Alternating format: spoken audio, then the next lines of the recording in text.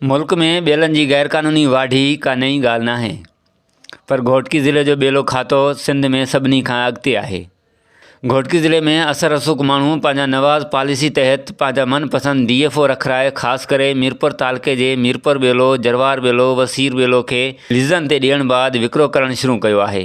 अहिड़ियूं ख़बरूं मीडिया ते ॾिसी तमामु घणो सदमो पहुतो। वीडियो ऐं तस्वीरूं ॾिसी अकुल दंग रहिजी वियो। सरज़मीन ते बेले नाले को निशान ई नाहे रहियो।